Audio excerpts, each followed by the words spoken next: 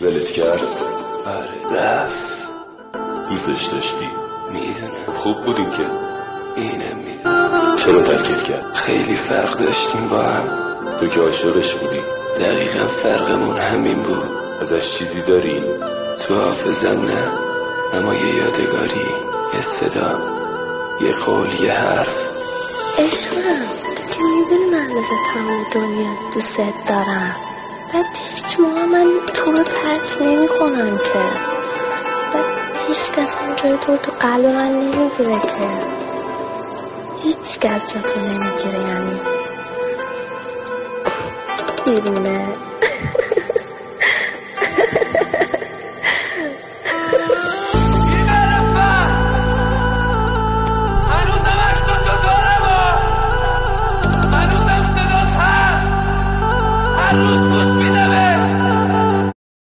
Likey